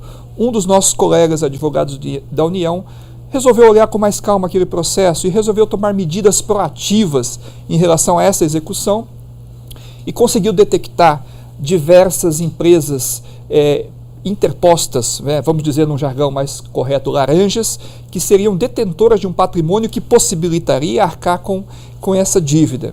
E a partir aí de diversa atuação nesse sentido, obtivemos diversas decisões reconhecendo isso, até que firmou-se a questão de 2 anos, mais ou menos, um acordo com o devedor, né, um dos devedores, que é o Grupo OK, não há nenhum sigilo nisso, isso foi devidamente divulgado e dado à transparência. E nesse acordo, antes de vir para esse debate, eu tive a curiosidade de ligar em Brasília, porque já faz um tempo que eu não estou mais lá, e perguntei quanto já foi ingressado nos cofres públicos definitivamente com o pagamento desse acordo que está sendo pago parceladamente. Cerca de 190 milhões de reais já foram efetivamente recuperados, inscritos já definitivamente ingressos nos cofres do Tesouro Nacional. Então esse é um exemplo concreto da atuação da advocacia pública que traz resultado. Né? Não é muito difícil conseguir recuperar recursos desviados no país.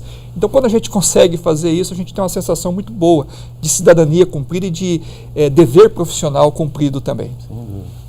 E fica aqui o registro, né, para aqueles que estão assistindo, sobretudo aqui na Casa do Advogado, faz-se necessário chamar a atenção para isso, que a Advocacia Geral da União, na qualidade de advogados da União, é o único braço de toda a estrutura da União Federal apta a ingressar no Poder Judiciário na busca desses valores ou, mais amplamente, do combate litigioso jurisdicional, no âmbito jurisdicional, no combate à corrupção. Nós ouvimos falar muito de órgãos de controle importantíssimos que, dentro do seu papel, exercem as suas funções, como o Tribunal de Contas da União, Controladoria Geral da União, mas faz-se necessário chamar a atenção de que o único braço apto, com capacidade postulatória, para usarmos até o termo técnico, para, em nome da União, ingressar no Judiciário, e, se for o caso, penhorar ou, mais amplamente, apreender para futura expropriação bens adquiridos fruto de corrupção, é a Advocacia Geral da União. Muitas vezes, no noticiário, no dia a dia, acaba ficando escondida ou obscura essa atuação, que no fundo é a atuação daquele que efetivamente vai na ponta e, dentro do devido processo legal, recuperar esses ativos ou, mais amplamente, reparar o patrimônio público, o que muitas vezes, diga-se de passagem, é um ponto até que não podemos tocar com mais profundidade, que muitas vezes também é muito difícil, né? Dada aí toda a estrutura do nosso Estado democrático de direito, sobre todos os aspectos saudável, mas que traz ou impõe ao advogado público uma necessidade de maior rigor e uma maior apuração para que aquilo seja de fato respeitado, os direitos individuais, ampla defesa, contraditório, tudo resumido pelo devido processo legal, mesmo daqueles que corromperam, mesmo daqueles que se enriqueceram ilicitamente. Eles têm esses direitos e o papel da advocacia pública envolve superar isso dentro da legalidade, afinal de contas, é o que buscamos, a defesa do Estado Democrático de Direito. Eu passo a palavra ao nosso comentarista, sei que ele fala os comentários acerca de tudo que foi debatido nessa segunda parte, mas como estamos aqui nesta etapa de provocação a título de exemplos, saber aí do âmbito da Procuradoria do Município de São Paulo, exemplos de efetivos, de ações, de atuações no combate à corrupção. Há um exemplo que foi um trabalho realizado junto à AGU. A AGU também participou desse trabalho, que foi a tentativa de repatriação do dinheiro desviado na obra viária realizada no túnel Ayrton Senna, complexo Ayrton Senna.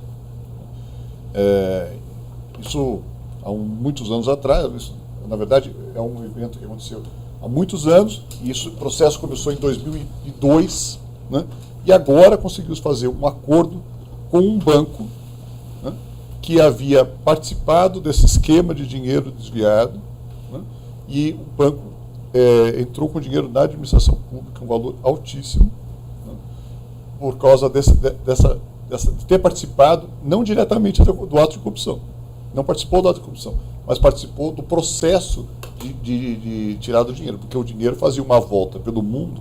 Para você pegar isso era de uma complexidade grandiosa, é uma coisa assim, foi um trabalho, né, durante anos, muitos anos, contratação de escritórios de advocacia na Inglaterra, para poder demonstrar que houve desvio e que esse dinheiro é oriundo de corrupção e trazer esse dinheiro. Foi um trabalho conjunto, a AGU participou desse movimento também, por causa de uma representação internacional, né? A administração pública municipal não tinha essa representação, essa possibilidade de ser representado fora do país, então a AGU ajudou nessa trabalho, então foi um trabalho conjunto. A AGU, o Ministério Público, né? E a Procuradoria Municipal de São Paulo fazendo essa interação para trazer esse dinheiro, que foi importante, coisa que hoje, se pensar, há uns anos atrás, você já dava como perdido, né? E isso trouxe muito, os valores estão entrando, graças a Deus, ainda bem, né? Ajudando a administração a voltar o dinheiro que é dinheiro do povo, né? O dinheiro da administração, não é o dinheiro do administrador, né? É o dinheiro da sociedade que está sendo retornada para a criação de novas vagas em escola, creches, uma carência tão grande, né, de saúde, educação, tantos problemas que nós vivemos hoje no país, e essa questão foi extremamente importante, o trabalho da AGU, Ministério Público e Procuradoria do Município de São Paulo. Doutor Rafael, no âmbito da Defensoria...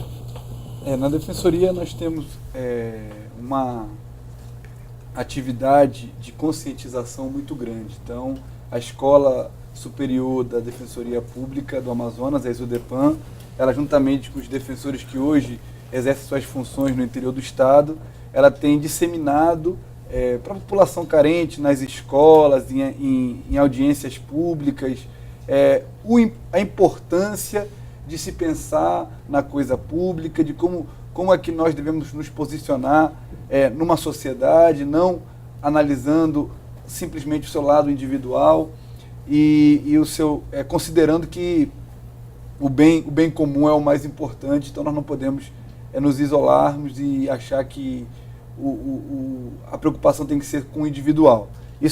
Essa conscientização de direitos, ela vai desde tratar do respeito às diferenças, da proteção ao idoso, de coisas que, de certo modo, vão influenciar para a formação do caráter daquela pessoa, e ela futuramente, quando ela tiver alguma ascensão na vida ou ocupar algum cargo público, ela vai ter essa preocupação. Mas também não podemos deixar de falar da atuação preventiva, que nós fazemos em parceria com o Ministério Público, quando é o caso, e muitas vezes também de forma isolada, que é atuar no sentido de fiscalizar a atividade do gestor público que, de algum modo, afete o hipossuficiente. Então, a Defensoria tem uma participação muito efetiva, e isso está acontecendo agora recentemente com a telefonia pública. Parece que não, mas acaba que tem também, pode ter traços de corrupção com relação a isso. Então, a Defensoria conseguiu, no interior do estado do Amazonas, em Maués, uma decisão judicial que proíbe uma companhia de telefonia móvel de vender novas linhas enquanto ela não melhorar o seu serviço, porque ela recebe uma autorização, se compromete a fazer de um certo jeito e não desempenha. Então, a Defensoria conseguiu recentemente, semana passada, essa decisão. Então, a Defensoria vai continuar atuando em parceria com outros órgãos, com toda certeza. Eu acho que esse é o papel dela para a defesa do nosso Estado. Bom, nós infelizmente estamos encaminhando para o final deste nosso debate. Eu gostaria já de pedindo certa brevidade, inclusive aos nossos debatedores, à exceção do nosso comentarista que já está se preparando para os comentários finais, as palavras finais, as palavras de encerramento acerca de tudo aquilo que se debateu nessa tarde de hoje. Pois não, eu comecei a minha fala falando de razões culturais da corrupção, e eu gostaria de terminar falando sobre isso também, porque às vezes a gente pensa que a corrupção é só superfaturar um contrato de licitação da Petrobras, e às vezes existe a corrupção miúda que está entranhada no seio da sociedade. Um exemplo muito breve aqui: imaginemos um servidor público que está obrigado a trabalhar 40 horas semanais por 40 horas por semana numa repartição pública. Ele foi contratado pelo regime jurídico da União, por exemplo, um advogado da União, por exemplo, e que tem o hábito de, sem qualquer justa causa, enforcar sexta-feira, por exemplo. Ele só trabalha de segunda a quinta, e sexta-feira ele não aparece para dedicar as horas para as quais ele é pago ordinariamente. Então imagine esse exemplo. Isso significa 1/5, porque tem 5 dias da semana, se ele falta um, é 20%, que é muito mais do que a percentual que a imprensa está noticiando aí das doações aos políticos e aos partidos políticos da Lava Jato. Mas também é uma espécie de corrupção, porque a sociedade espera do agente público uma atuação que seja proba, que seja exemplar. E aí a gente entra no ponto, já finalizando, da cidadania. Né? É fundamental que o cidadão exerça um papel fiscalizador da administração pública, porque todos nós temos esse dever de deixar para os nossos filhos um país um pouco melhor. Eu só finalizo lembrando uma frase de Oscar Wilde. Ele é um grande frasista, e ele diz o seguinte: chamamos de ética o conjunto de coisas que fazemos quando todos estão olhando. Já o conjunto de coisas que fazemos quando ninguém está olhando, chamamos de caráter. É uma reflexão que todos nós devemos ter no dia a dia e em tudo o que fazemos como cidadãos. Bom, eu gostaria de agradecer o convite feito pela ESA, da OAB, agradecendo a pessoa da professora Ana, agradecer ao Fábio pelo convite, e eu queria deixar uma mensagem de otimismo.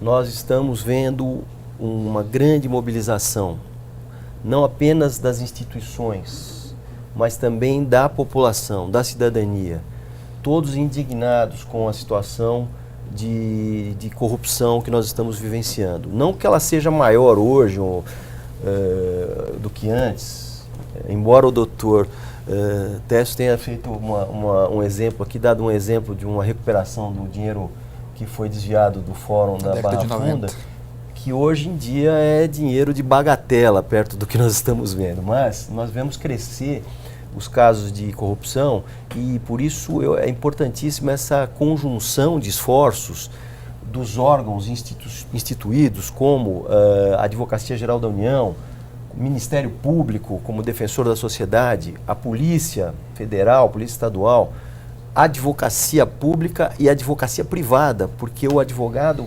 particular, conforme está no seu estatuto, ele presta serviço público em seu ministério privado. Portanto, ele tem obrigação também, ele jurou isso, aliás, quando recebeu a carteira de advogado, defender a ordem jurídica, defender o Estado democrático de direito, defender a legalidade, a moralidade. Portanto, ele também tem um papel fundamental nisso.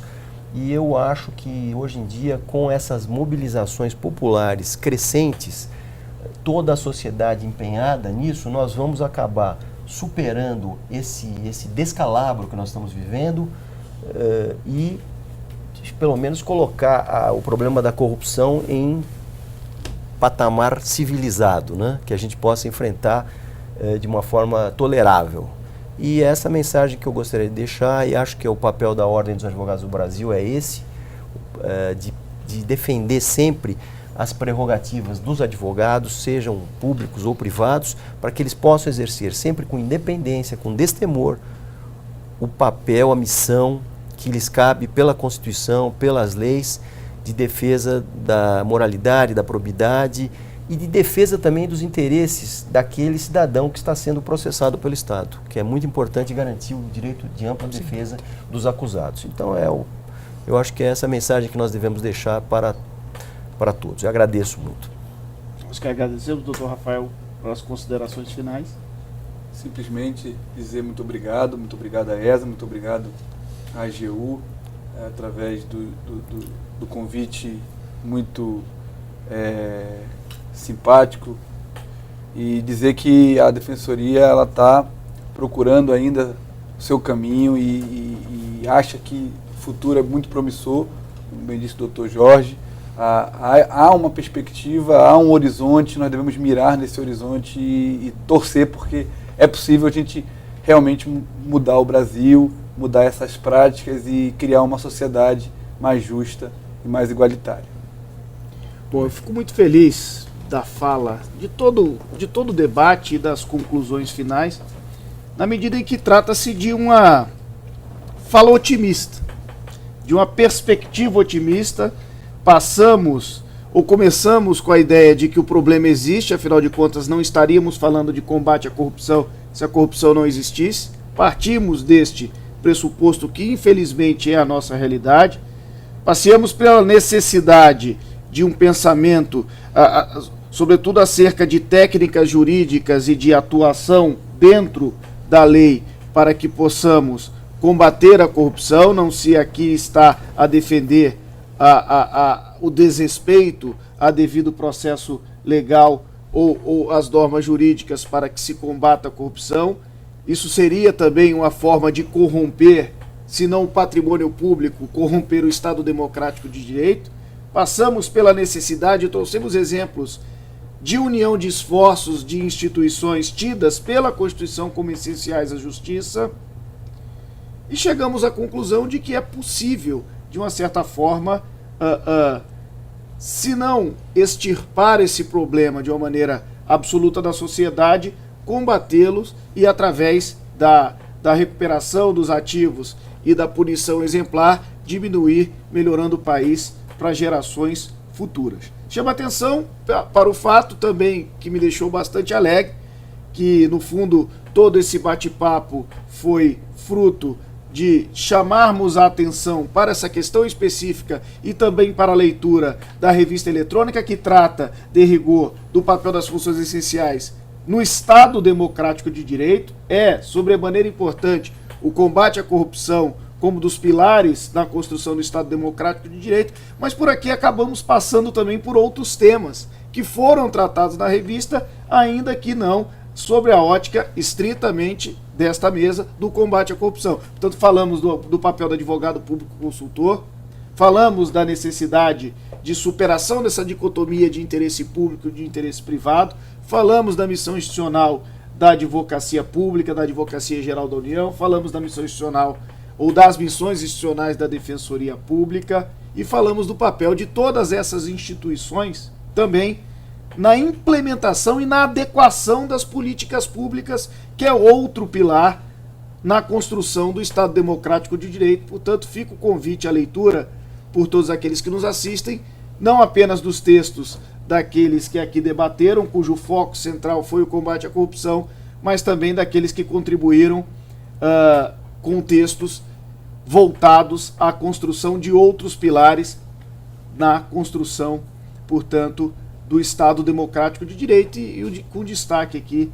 para o papel das funções essenciais da justiça. O meu muito obrigado, o meu agradecimento sincero a todos aqueles que participaram na qualidade de debatedor, na qualidade de comentarista, meu agradecimento também muitíssimo sincero à Escola Superior da Advocacia e à Escola da Advocacia Geral da União, que proporcionou não apenas essa tarde de debates, mas como também proporcionou a perenização deste debate, dessas reflexões, numa revista eletrônica disponível a todos, a quem eu convido à leitura. Muito obrigado e até uma próxima. Essa é uma discussão extremamente relevante, né? A questão da corrupção em primeiro plano. Por que a questão do combate à corrupção é importante, né? O combate à corrupção é importante até para o próprio corrupto. O próprio corrupto tem filhos, o próprio corrupto tem família, o próprio corrupto não vive 30 dias, não vive um ano, vive muito mais do que isso, tem as questões das suas famílias, os seus filhos, os seus netos. Combater a corrupção é proteger a sua família, é proteger a todos. Esse combate à corrupção é fundamental na vida das pessoas. Na medida em que você comete um ato de corrupção, você faz com que, permite que as outras pessoas cometam atos de corrupção contrários a você mesmo.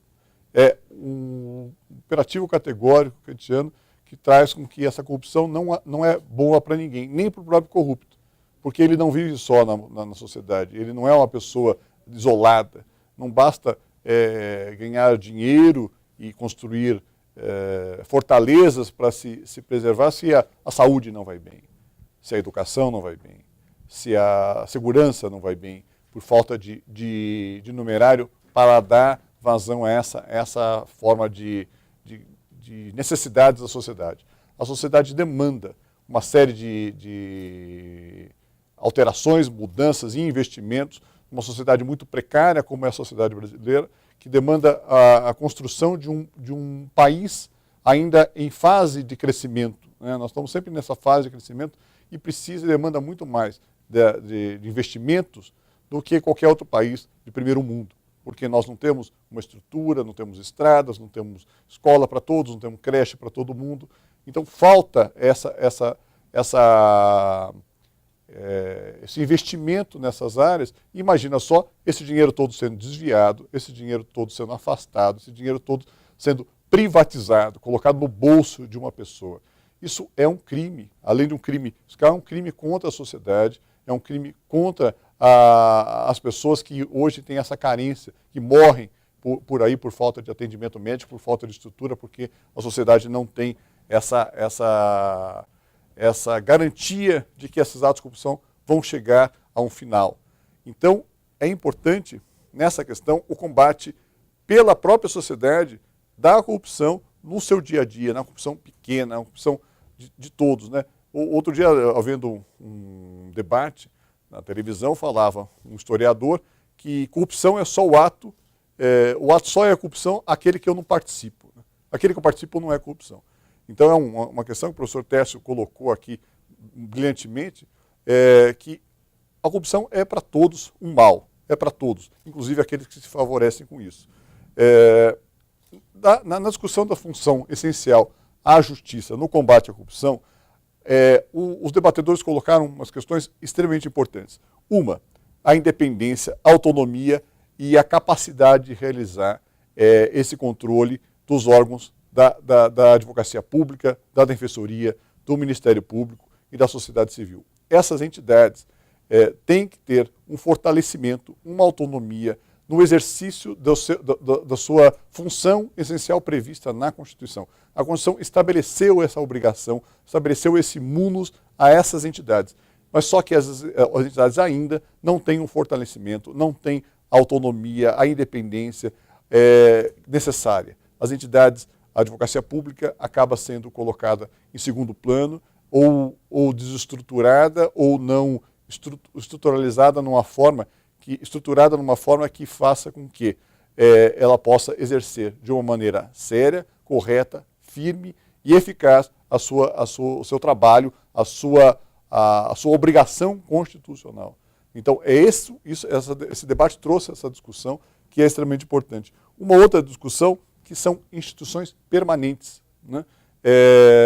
Colocava, pensando sobre essa questão, por que essas entidades, né, exigem que haja um concurso público? Porque há uma necessidade de que não seja personalizada a contratação dessas pessoas. Por quê? Porque essas pessoas passam por uma questão de mérito próprio.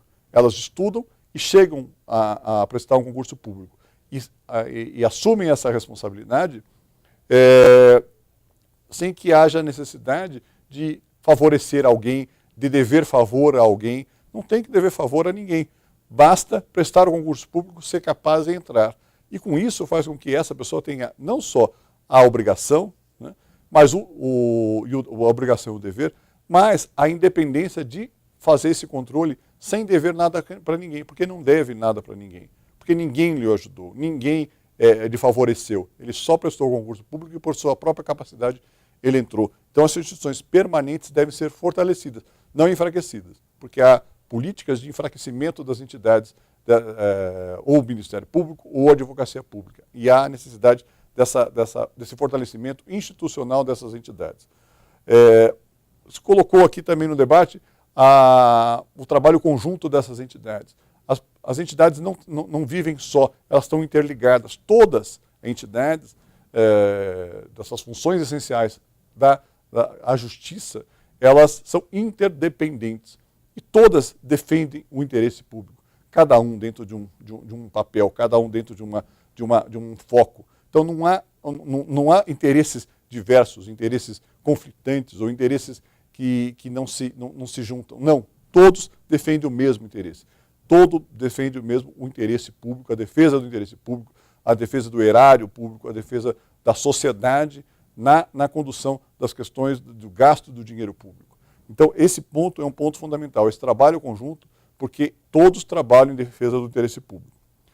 A advocacia é uma função essencial à justiça, porque o advogado deve ter a liberdade e a forma de atuar garantida no Poder Judiciário, garantida perante a sociedade, com acesso firme às informações e aos dados, para poder exercer a advocacia de uma maneira plena e eficaz. A Defensoria traz um papel extremamente importante na defesa da sociedade, na defesa dos interesses individuais e coletivos dessa sociedade, tanto quanto alijada de exercer esses interesses. E para finalizar, eu chamo toda a sociedade para participar disso, porque não é possível que todos esses órgãos exerçam a defesa desse interesse público sem que a sociedade participe também, que a sociedade tenha a advocacia pública, o Ministério Público e a Defensoria como parceiros nessa causa, que é o combate à corrupção. Agradeço mais uma vez a Escola Superior da Advocacia e agradeço ao Fábio Monerati pela condução brilhante dessa revista digital. Obrigado.